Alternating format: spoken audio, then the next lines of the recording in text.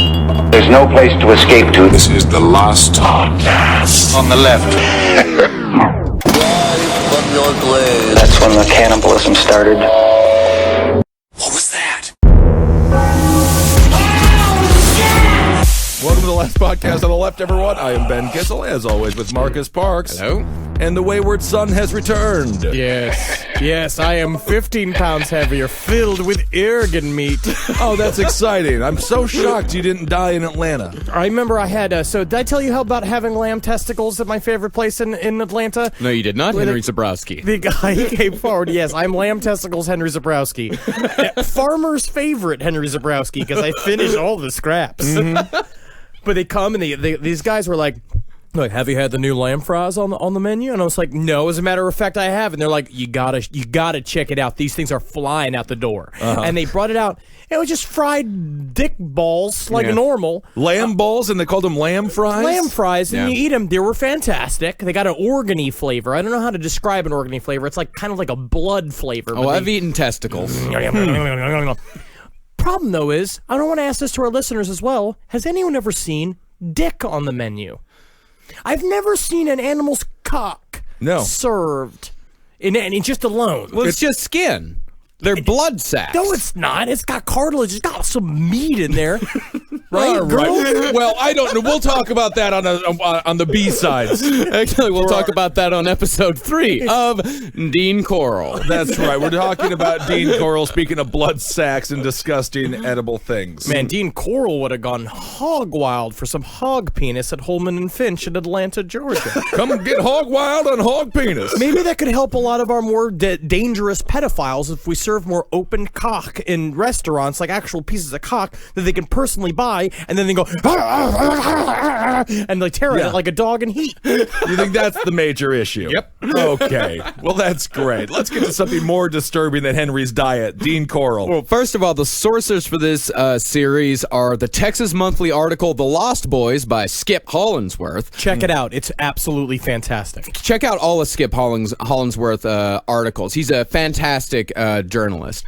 And also the books Mass Murder in Houston by John Gurwell and The Man with the Candy by Jack Olson, which is one of the best true crime books that I've read in the last few months. It's pretty wonderful. Like, and the description of Houston, which we'll get into in the next episode, is absolutely incredible. You get to really understand where Dean Coral came from and what he's all about. Yeah. And the title alone, I mean, I would be so easily tricked if I was a child once again. The Man with the Candy. I want to meet him. That was the problem. You were too obvious. Yes. You just walk around being like, I don't care if you rape me, just give me the goddamn candy. You got Charleston Chew back there? Yeah, all right, I'll suck your dick. I'm just telling you. I loved Charleston Chew.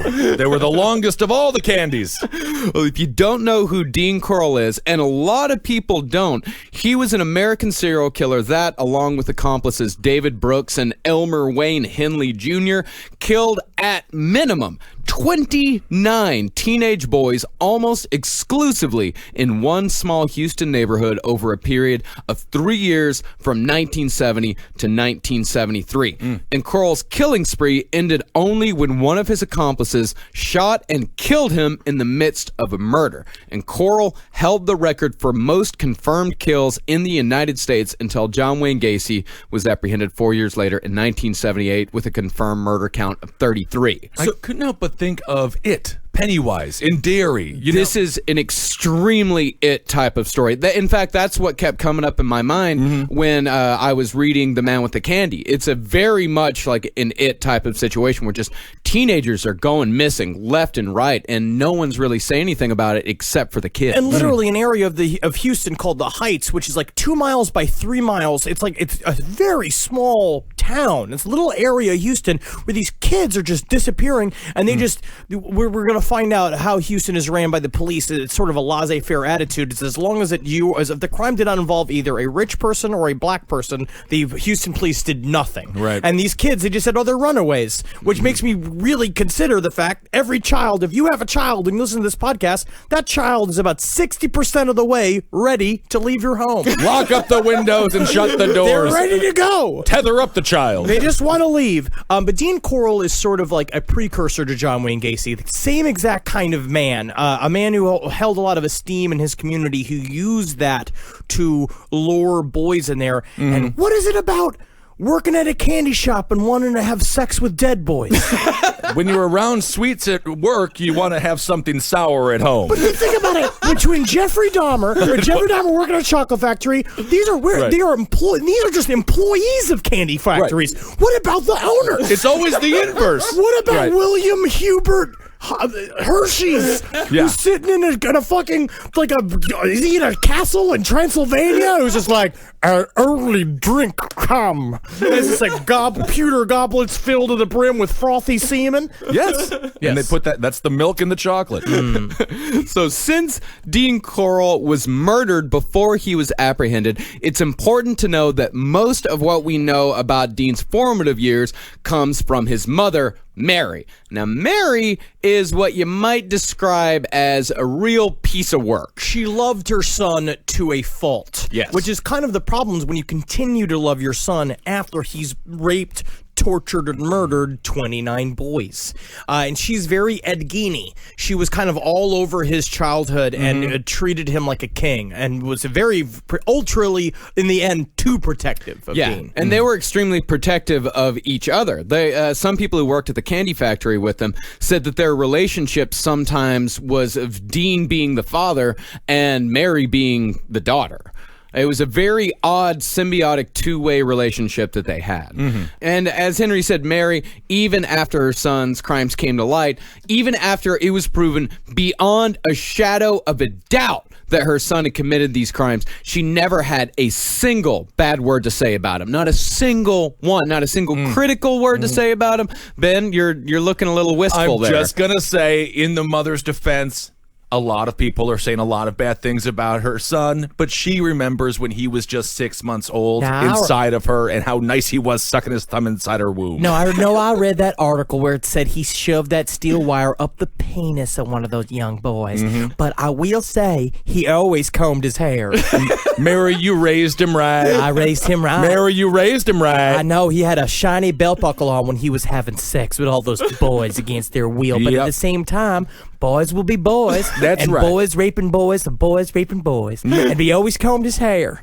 Mary, you raised him right. I raised him right. You raised him. Margarita. Another Margarita. No, bring me the woman named Margarita who's supposed to clean up these other empty margaritas. You raised him right. The reason why we only know about Dean's childhood from his mother is because the rest of his family, including his younger brother and his father, Arnold, never gave a single detail about Dean's childhood. They never talked to the press. We don't know anything about them other than what Mary told us. So it is important to kind of treat some of this with a bit of skepticism, or to at least know that there is a lot of things about Dean's childhood that Mary conveniently left out. Well, absolutely, because obviously what he grew into is very different than the child she raised. Yes. Right. Do you think that she purposely lied, or do you fill your mind with the moments you want to remember? Right? I think it's lying by omission and choosing to not talk about that. I think it's just choosing I'm not sure if I remember that correctly. I think she's choosing to lie. I think what we discovered a lot when we talk about serial killers all the time is that a lot of times they're never really like, oh, he was always like totally fine and totally quiet and totally normal. There's always something fucked up about a serial killer, even as a child, and the mothers always know. You know when the kid's over there and he's just like, I just wish that some of these dolls you gave me would squeal, mommy. Squeal with fear. It's like, well, comb your hair. You gotta have a nice head of hair. Well, Dean Arnold Corll was born on Christmas Eve, 1939, in Wayndale, Indiana. And as far as what Mary says about him as a child, he was said to be a very solitary child. Didn't like to hang out with other kids, but Mary said that this all went back to an incident at a birthday party in which all the other kids got prizes, but Dean didn't get any prize, so she thought that this made him a little bit of a recluse because he didn't want to get hurt again. For everyone who's upset about living in a generation where everyone gets a prize, just remember, the one kid who doesn't will kill your child. You will kill child. Thinking about your child that Right. did it to him first. Just give him a prize. Always give a prizes, even if it's a little noisemaker or like a little like an eraser. Kids love anything. You could tell them anything's a prize. Sure. Give them a pool net. Anything they didn't have walking in and they walk out with it, that's a prize. Yeah, exactly. And Arnold and Mary's marriage was unstable to say the least, but it is important to note that Mary claimed that Arnold, Dean's father, was strict but was never physically abusive towards Dean or to his brother. And personally, I think she's telling the truth on this one, because when you take Mary's personality into account, if Dean's father had been abusive in any way, I think she would have used it to explain away some of his bad behavior or some of his odd behavior. And I also think that she would have used it to garner sympathy for herself. Well, it sounds like Mary's a pretty classic clinical narcissist, Yes. which is something that my vampire of a grandmother was diagnosed with, which is it's a true like kind of chemical misunderstanding that that there are other people, that other people have feelings. And I imagine as a narcissist, like you look at the child as sort of an extension of yourself, because if something was wrong with Dean Coral, that would mean there was something wrong with how she raised him, and all of the fault would go on her in her mind. And it's not about him. It never was about Dean. It was about her raising a boy as a feminine way as humanly possible, and probably protecting him from his father. I'm gonna have to call Ben Kissel bullshit, because back in the day, like not being an abusive father meant that you didn't publicly beat your kid with a stick. You didn't right? beat him within an inch of his life. Exactly. Yeah. He didn't go to school with two black guys as if he just fought Mike Tyson in the early 90s. So I think that his father probably was physically abusive. I mean,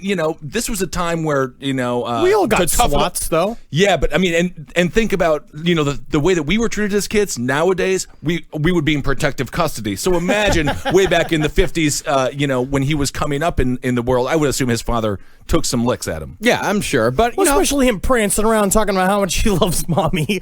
Like, Why don't you love me, damn it? well, either way, the marriage with Arnold disintegrated twice after a divorce and a quick re-up of a marriage, which soon fell apart as soon as the family moved to Houston. And after the divorce, the second divorce, by the way, Dean was sent to live with his grandmother in Indiana for a summer. And in Mary's view, and I might point out that Mary is from the Midwest, not Texas, the summer on the farm removed any need for sex education. This is what she said about that. When they came back, I didn't see that there was much that I had to tell him. What kind of sex training do you have to give a boy that's lived on a farm? You don't have to tell him nothing. You got a lot of reversing to do. Whatever he thought he learned about sex on the farm is not going to be treated well in the city. No, because it's just some weird cryptic farmer going to me like, every time old Bessie acts up, what I like to do is I like to take my fucking ring finger and my pinky finger and I jigger-jagger it all here at the back of her cleft, right? Because they say every horse has got a little spot up underneath that make its knees shudder. And what I do is go, gill. Every time she acts up, and if that don't do her right, I'll shoot her in the fucking head. That's all I have to know about sex? That's it. Oh, wow. Because I do the same thing to old Mary. She looks so happy. Well, what Mary said is that, even though, he'd gotten his sex education by watching various farm animals, but she said that regardless of that, Dean was largely unconcerned with sex. But he was still 10. Right. What do you mean? This is the weird thing where it's like she says this thing like it would be normal for a child who is like 10 years old to be like, Mommy, sometimes I just think like, I want to suck on a vagina. Mm-hmm. Mommy, you have one, right? Like that's right. That would be weird to me. Yeah. No, it's not how kids speak. Or usually I guess kids nowadays, what do you learn? What was the first thing that you realized sex was? I guess you play with dolls like a Barbie, and I had a friend would come over. She would have Barbies and Teenage Mutant Ninja Turtles. I had those, and they had sex. So that's kind of a weird fetish. Wow. I like skinny girls and turtles now, I guess. That explains a lot. No, it was fine. It was the exact same thing with me, yeah. Yeah, I had G.I. Joes that I would make love. Right. And also, we had hardcore porno on the television because we had an illegal cable box. So I'd go back there there you and go. like, I wouldn't know what they were doing, but I'd be like, I'm interested. Like, I'm just sitting there like my eyes would be locked on. I knew I had to shut it off. I was like 5 or 6. So I guess this Farm Animals is the 1949 version of Scrambled Spice Network. I still don't know if watching old Greg fucking have sex with a chicken behind a barn, like having silo sex with a bunch of grain around your knees with like a couple of ducks. That's not how you're supposed to learn. Different time. Well, Mary said that the weirdest thing that the kids got into is that they never liked to wear clothes and they just ran around the house naked all the time, which really isn't even that weird.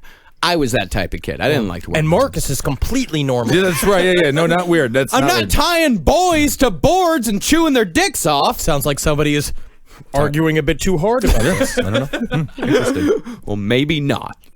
Well, when Dean was 14, his mother moved him and his brother to Vidor, Texas, which is just outside of Beaumont on the Texas-Louisiana border. Now, Vidor was what was called a sundown town, and those were so called because of signs that were posted on the city limits warning black people about the dangers of being caught in said town after dark. They did not put it that delicately. Right. And in other words, Vidor was one of those terrifying towns full of psychopaths that just litter the Texas-Louisiana border, and even went as far in as central Texas. These towns still existed when I was growing up in the 90s. Ours was called Throckmorton, that had a sign outside of town that says, "Don't let the sun set on your black ass." Like, Ooh, yeah, not cool. The kids in my school, the black kids, refused to go and play games there because it was terrifying. The kids the kids on basketball courts would openly elbow them in the face, and the referees, who were hired by the Throckmorton school, made a point to not call fouls that were made on black kids. So it's sort of like being a reverse vampire. You can go out in the daylight, but get out when the moon comes up. Question is, can't we burn these places down? Well, I mean, I think they sort of look like they're burnt down already for the most part. These towns are not thriving metropolises. No, I don't think so. Yeah, they don't get a whole lot of influx of populations. Yeah, there's industry doesn't come and invest in Throckmorton, Texas. We're not getting a lot of good house music from Throckmorton, Texas. No. Not a lot of Tumblr DJs. I'm not even sure what that sentence is. What would it sound like? I guess a milk jug and a rickety chair, sort of just... I don't know how to do it. Never mind. Yeah, I mean, sundown towns, they have a very specific flavor to them. Like, it's not a friendly type of place. Like, it's a town where their entire identity is hate. Right. It sounds like one of those bizarre towns where it's so racist, where they don't have chocolate ice cream, there's no black cats, like they don't paint a house black. If you have a black car, you're the most diverse person on the block. But I gotta say, all right, every once in a while, now don't tell your mother, I got a little piece of 85% dark chocolate because of the antioxidants. Risky move. Well, I mean, this reporter, Sally Bixby Defty, which is my favorite star reporter name that I ever heard, she described Vidor as, quote, essentially the kind of place where the big event for the kids is to pour kerosene on a cat and set it on fire. And I also want to point this out. It's like when people talk about making a murderer and saying it's Stephen Avery, they were making a big deal about him setting fire to this cat, like one of the crimes they were getting. It's like, you got to understand, these are powerfully bored and dumb people. It's alone. It's not that uncommon. Yes, like, it's really not as uncommon as you want to think it is. Steve Avery, whatever you want to believe about his innocence, he is dumb, and everybody around him was backwards, incest-ridden plains people. Yeah, and that's what they do for fun. You're from there. Yeah.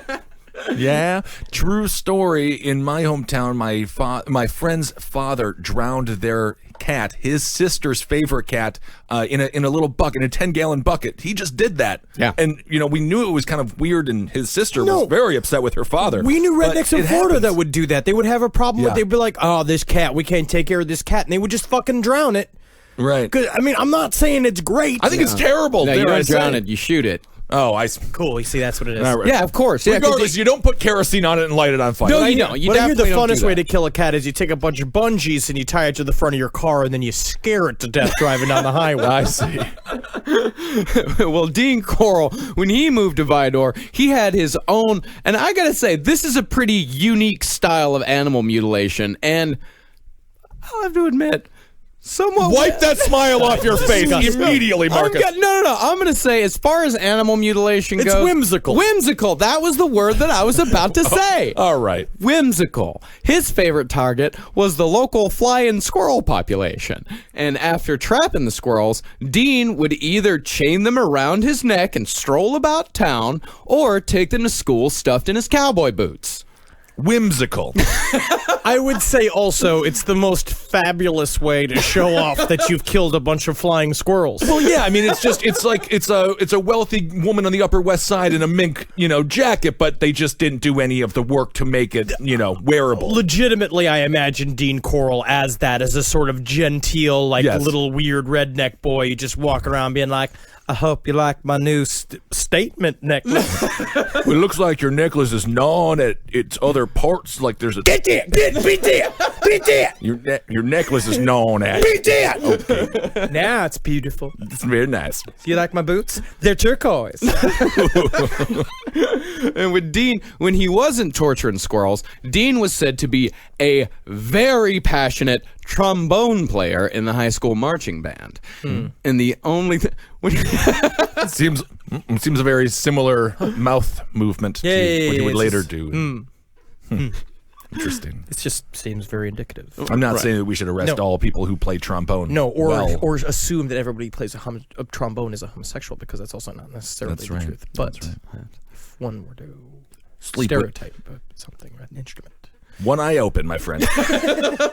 The only other thing besides flying squirrels and the trombone that could occupy Dean's mind in Vidor was candy. For Vidor, Texas would become the birthplace of the Coral Candy Company, for which Dean would become so well known for. For one fateful afternoon, a pecan salesman dropped by to find Mary baking several pies all at once, and the salesman, no doubt looking to take advantage of the manic stay-at-home mom by making a regular customer of her, suggested that Mary might enjoy making and selling her own candy, since she had all that extra energy anyway. Now, she was fucking that pecan salesman. I hope so. Because that's the other way he's been like, because I can imagine Mary rolling off and being like, you sure got a lot of energy, Mary. You ever think about selling these candies as well? Sorry, I know I'm looking at your large naked body, but I'm only thinking about candy. Yep. As he puts on his boots. So Mary loaded up the family in the car, drove an hour and a half to a candy factory in Houston, and bought a praline recipe for $50. Now, I know we're going to get a lot of flack on that. Some people say praline, some people say praline. No, I've never heard the term praline. Yeah, praline. Yeah. That's not a thing. Some people in Texas maintain that you say it praline, and if you say it praline, then you're out of whack. It's praline. You're a backwoods people. It's not your fault. It started at the beginning of the country. We didn't have enough people there to start. And so there was a lot of families on top of each other, Yeah, and they gave us the snake coil flag, which I think is it's a cool flag. Don't tread on me. Don't tread on me. Yeah, that's nice. And chicken fried steak. Oh, I love that.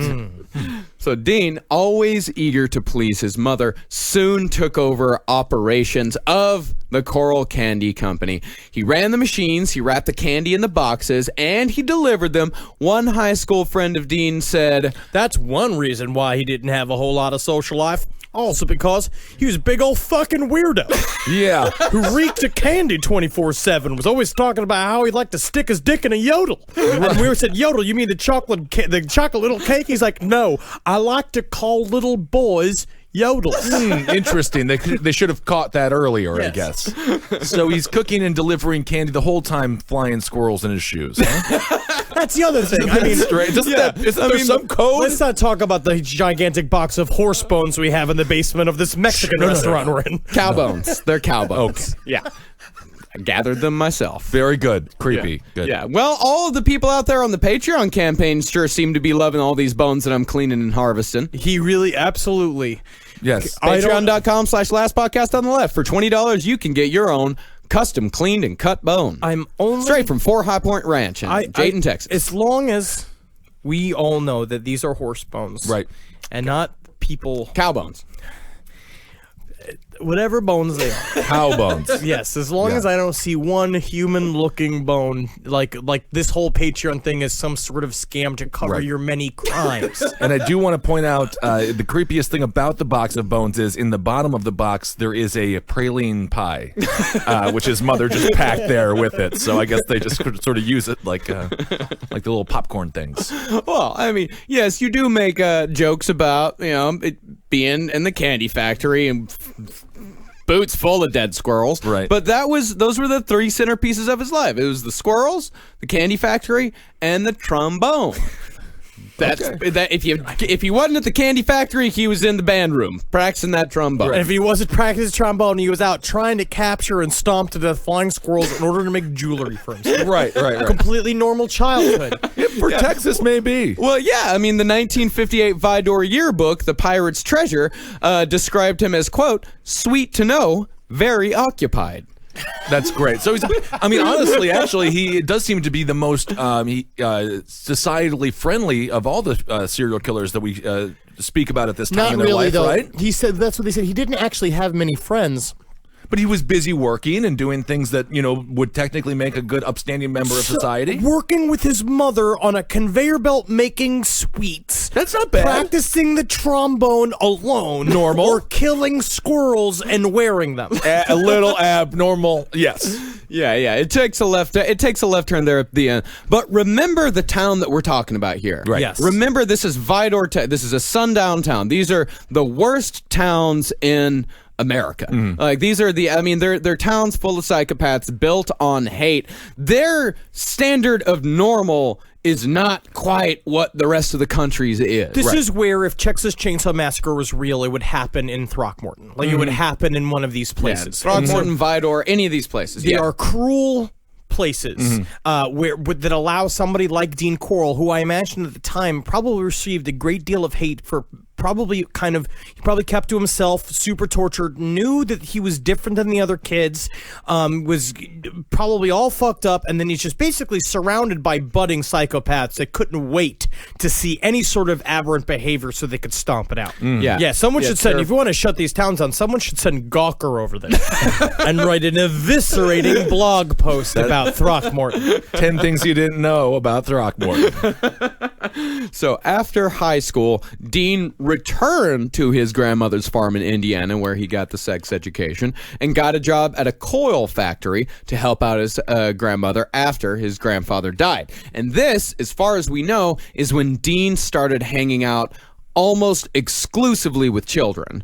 His regular playmates were, surprisingly, a pair of sisters who lived about a half-mile down the road, who Dean used to make innocent 8mm movies with. The movies, reportedly comedic in nature, showed the girls performing mock operations using chicken entrails in the place of real organs. Yep. And I'm totally fine with it. I actually have no problem with That's it. the most wholesome thing he's done so far. Yeah. It's the most creative thing, too. One aspect about Dean Corll is completely against type that we'll kind of see again and again. Dean Corll is a very against type serial killer. He had no record of theft, no record of vandalism, no record of sexual assault, no arson in his younger years. The adjective that came up again and again, both when he was in high school and as he got older, all throughout his 20s, the one adjective that people would always use was vanilla. Yeah, and they said that there in one of the in the book, Man with the Candy, that's how they describe Dean as being like, yeah, he's vanilla. There's nothing wrong with vanilla. They would always kind of say that because it was about what we'll learn in Houston. The big thing, especially in the Heights, was about keeping an air of normalcy. In order to be, as long as you don't have a beard or like hippie glasses or wear hippie clothes, you were totally ignored in these towns. Yeah. That's what they said. As long as you didn't make a fool of yourself and as long as you were clean cut, no one cared what you did. But I look at these crimes and I think he did have a sadistic predilection, of course, but I think a lot of it is sort of like John Wayne Gacy, where I think a lot of the murders started as a way to cover up his crimes, to cover up his sexuality, and that he was having sex and he liked rough, intense sex with with boys. He's a pedophile, and then the murder came about as a way to cover it up, and then eventually grew to be a part of his sexual fantasies. Yeah, absolutely. So at the age of 24, Dean was drafted into the Army, where he served as a radio repairman. in Fort Hood. Now, this follows the pattern that we've observed with both David Berkowitz and Leonard Lake. Serial killers, and this is something that I didn't really know before or didn't really notice before, but the pattern that we start to see is that serial killers usually don't see a moment's action. Even though all three of the men, David Berkowitz, Leonard Lake, and Dean Corll, they were all in the Army during Vietnam. But they don't see any action at all. For people that are in the armed service listening, answer me this question. Do you think that a lot of that is to do with the fact that they show basically too willingness to murder? Whether they show up and they're so enthused by getting the gun and going through the training, and there's like Leonard Lake, like I imagine somebody, which we're going to see out of Dean Corll later, likes to dominate and likes to put his pain on people. Like I wonder if even drill sergeants like see that in training and they're like, oh no, he's not going to go anywhere near the fucking. I think it's because as soon as the drill sergeant asks them to do a sit-up, they break down and cry like pansy boys, and then Dean Corll is like the dog in the movie Up. Every time he sees a squirrel, he shouts and chases the damn thing. necklace. Why does he call squirrels necklaces? Yeah, I think it does have something to do with. I think it's more towards like what Ben was talking about, is that they just don't have the kind of instinct that it takes to be a soldier. Their instinct to kill is there, but that doesn't make a soldier. That's not what a soldier is really there for. It's like discipline and teamwork and that kind of stuff. That's the whole point. That's what shows a good soldier. Yeah, a willingness to kill is not at the top. But I also find it interesting that they join the military. I think a lot of it's also because they feel aimless in life. Well, they're drafted. Yeah. Was he drafted? He was drafted. Everyone. Oh, yeah. okay. Yeah. No, Leonard Lake volunteered, as did David Berkowitz. Both those guys volunteered for the Army. But Dean Corll was drafted. But it is interesting how I don't know of a single serial killer or mass murderer that saw combat. It's very interesting. It's something worth looking into later. But the Army is also where a friend of Dean's claimed that Dean had his first homosexual experience. About that, the friend said, He told me that's where it started when, it was like the first time he turned faggy, really. I guess that's the only way I can say it. Is that what he says? There's a lot of different ways you can say it. That was exactly what he said. Yeah. Yeah. He said that's the only way I could say it. Yeah, he said he told me that's where it started when, the first time he ever turned into a fag, really. I guess that's the only way I can say it. Yeah, it was Vietnam. There's a lot of different ways you can say it. Yeah. It was when he had I just said it a totally different way. When he had his first homosexual experience. You could just say he was gay. He was born gay and loved it. It was the only time I saw him happy because he was expressing himself for the first time. You could just say he was bored. Who knows? Not a lot to do as a radio technician there. Now, that experience actually must have happened pretty goddamn fast, because Dean spent less than a year in the Army before his mother got him out on a hardship exemption, saying that she couldn't possibly run the candy factory without him. And that has got to be one of the sissiest letters the Army will ever receive, which is your mother writing a letter for you saying she can't run the candy factory without you. Well, I mean, this is right around the... he's just too deft with the divinity machine, pouring the meringues. She's out there like Lucy on the conveyor belt. She has to start eating all the candies herself to keep up. I mean, it was a nightmare for that poor woman, Mary. Yeah. And I mean, to be fair to Mary, business at the Corll Candy Factory, or the Corll Candy Company, was booming. Dean was apparently a genius at the candy making business. He's always come with new recipes for pralines and pecan rolls and divinity and little chewies. These are chewies. That take an ironic twist there for the guy. Kind of at the end. After we find out what he did there. Yes. Kind of a different little chewy. We'll be right back after a quick word from our sponsors, which this week is AdamandEve.com. Yes, you can make this Valentine's Day one that you'll both never forget. Through Valentine's Day, you'll receive 50% off just about any item. Just go to AdamandEve.com and you'll find over 18,000 adult entertainment products, including toys, lingerie, and a seemingly endless selection of adult DVDs. And there's more. With every order, you'll receive our romance kit free. Our romance kit includes a toy for him, a special massager for her, and a little something we know you'll both enjoy. I had no idea what it is, but you gotta order it to find out. You'll also get a free adult DVD to put you in the mood, and that's not all. Adam and Eve will also throw in free shipping on the entire order, so check out adamandeve.com. For this special Valentine's Day offer, get 50% off one item, a free romance kit, and free shipping when you enter the code LEFT. That is LEFT at adamandeve.com. Ruby Jenkins, who ran the candy apple business that shared the facility with the Triple C, recalled Dean's interactions with children through the lens of a pleasant and fun memory, which you kind of get this from a lot of people that had memories of Dean. Like, they would recall him as just kind of a... he's fine. He's all right. Like, he wasn't that bad of a guy. But they said it was very interesting. They said his relation. They were like, they're like, well, Dean is a little too friendly with the kids. But then they were like, the way they equate it, they're like, well, maybe it's weird, but actually it's, like maybe he's more like a scoutmaster. Yeah. Where he loves the children. He just loves to be there. And some people were just put on earth to help others. That's what they would say. Yeah. And not be, rampant molesters and murderers. It was very disturbing. As a child, we took in a lot of foster brothers and sisters, and many of them, had fathers that were similar to Coral. And I watched one sit-in meeting where they all got together, and obviously they were supervised visits. And there was an enthusiasm to the father playing with the children, a very perverse enthusiasm. And I could tell that something was wrong. I was only 11 years old, but yeah, they do. Lighten up, I guess, and they do become very animated around children. But that's not to say that there aren't men out there who actually are very good scoutmasters, who actually can help out children. Vast majority the vast majority. No, I know 3 of them. Let's leave scoutmasters alone. No, the vast majority of these guys are totally cool dudes and are actually doing something good for the community. Little League coaches, scoutmasters. Like, these guys are actually doing this shit because they enjoy doing it, not because they want to put their mouths on the little boys' balls. And women are good at it too. Watch the movie Troop Beverly Hills. Great feature film. Well, this is what Ruby Jenkins said about Dean's attitude towards kids.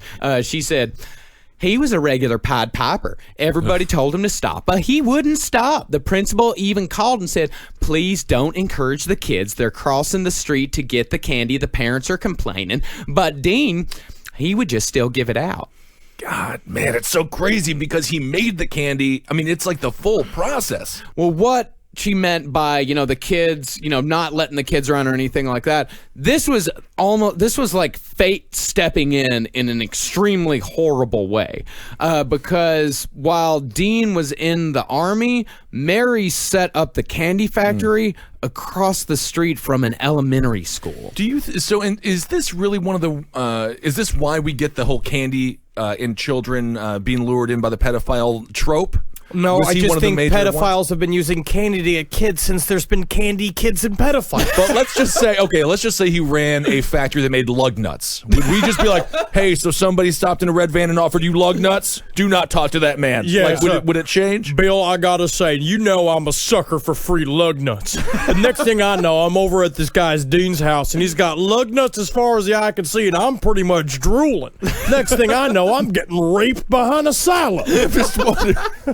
Not good. Not good. I mean, and that's what happened when Dean came back. All of these kids found out that there was this candy factory across the street, so they'd line up at the door trying to get free samples, and Dean would just go out there and he'd just hand out all of the irregular pralines that they couldn't sell. And this is where he started grooming his later victims. You'd actually found out that he's known a lot of the victims that you'll find later on. He'd known them since they were little, since they were 5 or 6, and they've known him forever, which is kind of that thing that goes along too. A lot of times in molestation cases and child abuse cases, it's from somebody that they know.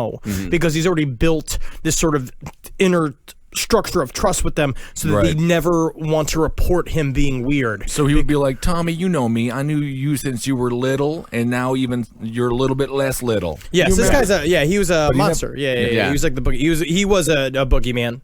Yeah, it sounds like the definition of all what we think of when we think of pedophiles. It seems to be him, right? Yeah, I mean, he is, he's a bit of a prototype, definitely. And after he'd been grooming these kids for a few years with the candy. Eventually, he installs a pool table in the back room of the factory. So now you've got a steady stream of 14 and 15-year-old kids coming in and out every single day. And you gotta tell me, that was the problem, because they were trying to do a reality television show, Pimp Your Candy Store.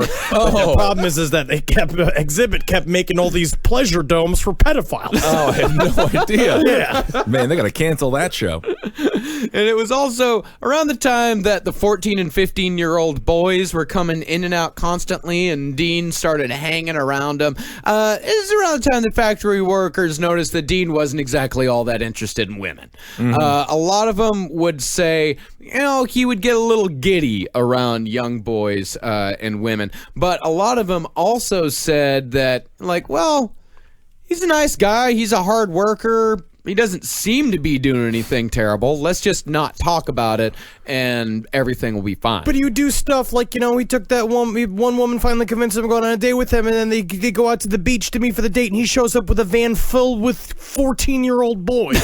Right. Which is, really fucked up. And then, I like this point you made, too, about when Dean's mother says that she maintained that the children were just Dean's protection against getting involved with anybody emotionally. Because she had been divorced and married fucking 3 times, and also divorced and married Dean's father twice. Yeah, divorced and married Dean's father twice, once to a salesman that lasted very quickly, and then we'll find out here in a little bit what her 4th and 5th marriages were like, which scrambled him up even more. And by the way, that van that he showed up in with all the kids, windowless white Econoline van. Ooh, that's actually a nice van. I do like a good van. It is a nice van. It's a super nice van. But he's not a young punk band, is he? No. He's not Operation Ivy in that band. He is fucking. He is. It's a pedophile special. Oh, yeah, it's not Black Flag 1981. But he did play the trombone. Oh, and he kept playing it, if you know what I mean. Oh yeah, we covered it earlier. All right. Sucking dick with it. Little Chewies. Oh. So even after Dean was killed and all of his crimes came to light and it was extremely obvious that Dean was gay, his mother still didn't believe it. And this was mostly because a psychic who did Dean's chart told Mary that because of the exact time and date that Dean was born, it was astrologically impossible that Dean could be a homosexual. But she didn't know that what he meant was astrologically, and he had spelled it ASS, and he was winking the whole time. You get it? But I hate to go all MSNBC. It is a little problematic to call him gay. He isn't. He is a pedophile. No, he's gay. He's gay? Yeah, he's gay, absolutely. Can you? He had homosexual relationships with men. Yeah, he had with older men as well. He just skewed young because he could manipulate them more. Yeah, there are homosexual pedophiles and heterosexual pedophiles. Those are 3 different classifications. I'd say he was candy maker first, trombone player second, pedophile third. Yeah. And then gay. Yes. All right. Just want to lump the 2 together. No, absolutely not. No, absolutely not. That's where your brain went. Yeah, you're thinking. No, that's been the theory of the gay person has been for years thought of as if they were predators. You're absolutely right. You're very right that those 2 things. But Dean Coral did have homosexual relationships with adults outside. He just didn't like it. Yeah, he was like a little down for it, but still it wasn't quite getting him. It's like Hunt's ketchup. Just not Heinz. Yeah. You know what I mean? It's like the good stuff. Yeah. I used to hate eating at the family's house who had the Hunt's ketchup. It's like, what is wrong with you people? Just put some salt in it. Just have sex with the boy. Oh, come on now. But even though Mary didn't accept that her son was homosexual, everybody at the factory knew it, and nobody openly acknowledged it. But everyone accepted it because he was such a nice, decent person, as they said. And within a couple of years, the factory was just filled with teenage boys, both hanging out and working there. And none of these boys reported any shenanigans or any misgivings whatsoever about Dean. None except for Jimmy. Jimmy just didn't know how to play along. Right. I mean, at this point, it just reminds me of the Foot Clan and Shredder. It is a little bit like that, but all of the Foot Clan was also getting molested. Oh, right. We don't. Bebop and Rocksteady had some terrible. You could just imagine Dean Corll just like laying out pralines and divinities, just whistling and like grab-assing with little boys. Yeah. That was probably a great time for him. I guarantee you. Yeah. I guarantee it was the best time of his life. Jimmy, he hated to be alone with Dean, but he would never tell anybody why. And nobody really pressed the issue. Because all Jimmy would do when people would ask why he never ever wanted to work alone with Dean, he'd just hang his shoulder or just hang his head down and just kind of shrug his shoulders and go like, I don't know. And then go ahead and work with him alone anyway. Sad. He has to always give me private trombone lessons. All right. Well, no, this poor child. Yeah. Jimmy was a poor boy. Like, yeah, Jimmy wasn't having a good time there.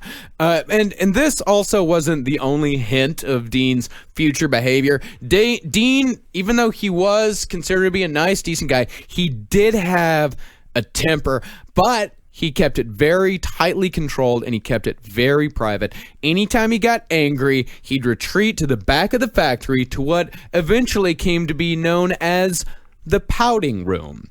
And nobody knows what Dean did in the pouting room to calm himself down, but he'd always go in there red-faced and angry and come right back out all smiles again. You hear outside the door, you hear like, Hey, Macarena.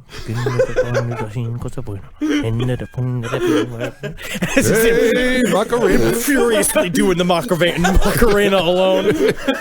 Whatever he has to do to calm himself, it works. And another sign that things were starting to go awry was Dean's newfound passion for digging.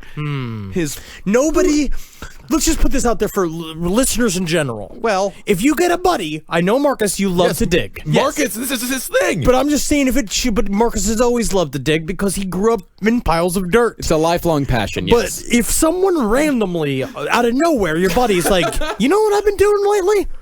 A lot of trench digging. Huh, you didn't do that a couple of weeks ago. What happened? No, it's like I needed a reason to do it. Anyways, I gotta show you my new spade. It's diamond tipped. You gotta come over sometime. We're gonna play some lunch. We're gonna have some lunch. We're gonna have some beers. We're gonna play with my handcuffs. I'm there. I like the idea of playing lunch anyway. This is my new LeBron Nike swoosh, my new fucking shovel, playoff series shovel. Yeah, I like the idea of people getting together and like pretending to be their favorite competitive eater. That'd be kind of fun. So Dean's first big digging project was to dig up the floor of his pouting room, board it over, and then cement that. Next, he started to dig holes out near White Oak Bayou, but only at night. His explanation was that old candy apples drew bees and spoiled pecans were infested with weevils. No. And the best way to dispose of them was to bury them. Completely reasonable. Maybe it is. I actually don't know. So Technically, he's got Willy Wonka problems. he does. These are Wonka problems. And Candy Apple woman Ruby Jenkins said about this, oh, he was real good about it. He did his burying without a word of complaint, the way he did everything else. He had this big roll of clear plastic, 4 or 5 foot wide, and he had sacks and sacks of cement and some other stuff back in his pouting room, but we never asked what he used it for. Now, why ask questions? I don't know. I feel like it's just sometimes just go out there and ask a question. You know what? At the same time, when I see somebody collecting bags of cement and having like big old strips of plastic sheeting and shovels and ropes, that's also when I stop asking questions. Yeah, that's kind of a good because point. it's just like because then you're implicated. Yeah. Whatever's happened, once it gets to the point where he has purchased with a receipt plastic sheeting and has it all over his fucking pouting room, a room that everyone has agreed to call his pouting room. Yeah. You know for a fact he is committing crimes. You just quit. You know quit what? the job, you don't come back. If I see anybody with those products, I say, making a gazebo. And then put it on them. just say, whatever, keep on walking. Say, he's Exactly. making a gazebo. Because then they don't have to make up a lie. You Right. give them the lie. Exactly. And because you'll see the relief being like, yes, that is what I'm trying. Yes, thank you, Ben, so much. Man. Yes, it is a gazebo. Yes. So many nice people here in Texas making gazebos. So nice. You want to come back by my pouting room for some candy apples and to play with my handcuffs? I've got to jog. I actually have to jog. You know, when I am busy building these gazebo, it's like this gazebo is getting bigger every week. All these holes I got to dig. Well, I just started jogging sometimes. So whatever. Well, the digging started around the time that Mary's fourth and fifth marriages came about, both to a merchant seaman named Walt Coburn that Mary had met using a 1960s computer dating service. Walt. Really? Yeah. They used to have these back in the 19s. They'd have those big room computers, and they'd send out, like, apparently what they would do punch cards. Yeah, they would do these. They would fill out these questionnaires. They would feed the questionnaire answers into a computer, and then a few days later, it would spit out your match. How flawed was she? She got a longshoreman, a seaman? It's so very funny when you read The Man with the Candy, several people all say the same thing about Mary, being like, I don't really see why someone's got to go to a computer to find a husband. You just don't be 500 pounds. But at the same time, you can just be 500 pounds. I mean, the computer gave her a man at sea. Yeah. What kind of husband is that? Well, apparently they matched up well, because Walt was an extremely violent, paranoid schizophrenic that Mary hitched up with after only knowing him for a month or two. And it was only after the marriage that Mary found out that Walt was highly suspected of killing his first wife by hanging her, then staging it to look like a suicide. A little similar to Tinder. I don't like that, yeah. And Walt was so crazy and unstable that Mary hid in the candy factory for 6 weeks straight to escape him. And when he found out where she was, he sent her 8 dozen flowers and told her that she'd have the most beautiful funeral you ever saw unless she came back home. Oh, I thought it was sweet, but then it wasn't. No, I say the same thing to Natalie every night. Oh, I'm going to make you the most beautiful funeral. Hopefully later than sooner. Keep it for the record. Fried just in eggs? case. Fried eggs? I know it's 4 a.m, but I'm making fried eggs. That's very nice. But 6 weeks at her job, why wouldn't he show up at the factory where she worked? Well, Not a smart guy, I guess. He's not a smart man. No, he is absolutely not. So unfortunately, the Coral Candy Company did not survive the stresses that came along with Mary's marriage to a psychotic sailor, so Dean was forced to take a day job with Houston Power and Lighting Company. Man, the Macarena was going strong in the pouting room that night. So Mary, who was looking to escape her ex-husband completely, moved to Colorado on the advice of another psychic. Now, this is very surprising, and no one knows exactly why this came about, but Dean decided to not go with his mother to Colorado. He decided to stay in Houston. Well, it sounded like he'd already built his little structure. It sounds like he already built his perfect structure of, like, essentially pedophile. Like, he knew what he was going to do by then. Yeah, he had his plan. Yeah, because we talk about, like, when serial killers allow themselves the little things that make what they then do can be, like, against their will. It's like a thing that they have to do. Yeah. It's because he's now set it all up. It's like, well, now it's too late to go because I set up all these kids. I've been grooming everything. Right. But that's another thing that, makes Dean Coral so terrifying is that he is devious and he plans and he waits and he is patient. Yes. Like the whole nice guy facade that he puts up, like this was like he was doing it for a reason. It was calculated. It was extremely calculated to get people to trust him.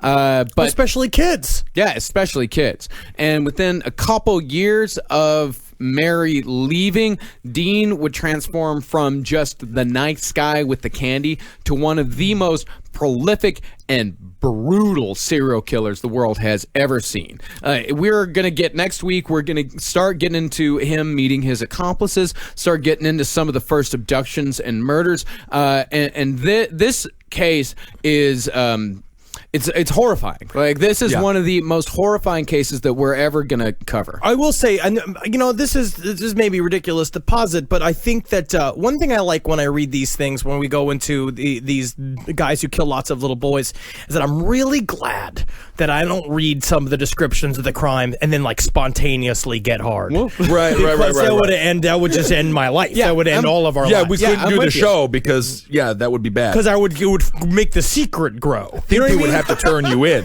Yeah. That's the whole thing. It's a relief. Yeah, it's an absolute relief. Yeah. But also, this case to me shows that there may be some truth to the idea that John Wayne Gacy also had co-conspirators. Yeah. We'll talk about it. So much more to discuss. Well, what a great intro to Dean Corll. Good background. Things will get more disgusting from here on out. Always. And we always promise that. These are the we monsters. always promise that, and you know what? We always deliver. We do always deliver. Yeah, but we also believe that it is important to understand these monsters as the actual people that they are. Also, in the details and the gruesome details are the thing that allow you to. It's real and it happened. And there are monsters that live on the earth, and there are a bunch of them active right now. Your kids are probably hanging out with one right now. No. It's fine. But do give a phone call. Do check in, please, on your children. All right, everyone. Well, thanks so much for listening. Thanks so much for giving cash to the Patreon. That's so sweet. Yeah, if you guys want to give to our Patreon campaign, if you want to help subsidize the show, go to patreon.com/lastpodcast on the left. At the $5 level, you get a lot of free bonus content. I'm so sorry that last week we had the technical difficulties and we weren't able to put out a full episode. These things happen. It hasn't happened in years to us, but it's just the way things go sometimes when you put out a show every single week like we do. Yeah. And if you want to hear what we were able to salvage from the episode, you can go to patreon.com/lastpodcast on the left and pledge $5 a month, and you'll gain access to that. We'll have new recordings up this week too for as extra content for those of you that are Patreon supporters. I believe at the $20 level, $5 level, $5 Yeah. and then we will, and so that will also be good for your ear heels. Yeah, every week we're gonna try to put out bonus content every single week for our $5 and up donors. That's right. And thanks so much for supporting all the shows here on CCR. The network is just doing great. Listen to Sex and Other Human Activities, page 7, the Round Table of Gentlemen. Abe Lincoln's Top Hat is heating up with the politics, so that's kind of fun. And, everything's been really going in the right direction. So make sure, so follow us on Instagram at LP on the left. And if you want to, I guess, follow me as well at Dr. Fantasty. Mm-hmm. That's right. And you can also follow Henry Zabrowski on Twitter at Henry Loves You. You can find Marcus Parks on Twitter at Marcus Parks. And I am at Ben Kissel. Mm-hmm. And if you want to order your Last Podcast on the Left t-shirt, go to cavecomedyradio.com/merch. They're $25 each. And if you need to make some t-shirts yourself, we get our t-shirts done by a company called Jack Prints. If you want to order from them, use the code JPLastPod16 to get some great discounts on whatever t-shirts you want to order. And March 11th, Netflix is finally going to have quality content. Henry Zabrowski is starring in a special called Characters. The Characters, yes. Characters. Tell everyone a little bit about it. I was given 30 minutes to do whatever the fuck it is I wanted. And sadly, they let me do that. And it is, and it's pretty, it's pretty adventurous. And Henry, I will say that. Henry was gracious enough to have a lot of your favorite people here from CCR involved in the project, and a lot of different comedians that you've seen on the stage and screen. I'm going to say there's a lot of cum in it, and also a lot of my nude body. So if you enjoy any of these things, then you'll like that. And I'm sorry for that. I'm sorry you like that. That's nice to apologize. Yes. Just get it out of the way. Just get it done now. Yeah. So yes, please watch and write into Netflix and tell them Satan commands them to give me an entirely original series order of my own characters. I love the idea.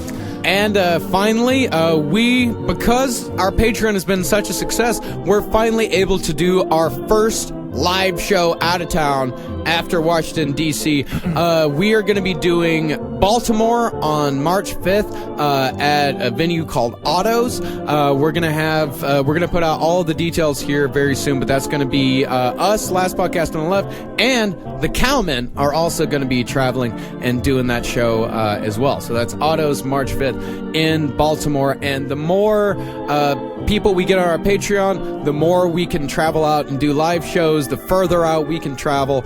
And again, if you guys want to give to us, that's patreon.com/lastpodcast on the left. And we're going to end this episode with a Cowman song if you've never heard us before. So you get a little bit of a taste. All right. Hail yourselves. Hail Satan. And Heil Gegen.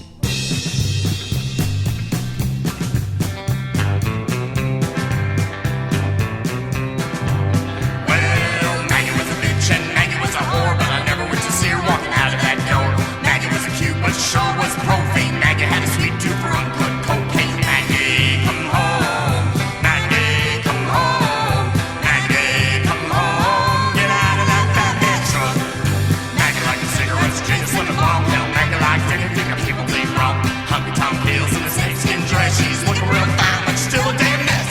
Maggie, come home. Maggie, come home. Maggie, come home. Get out of that fat man truck. That truck.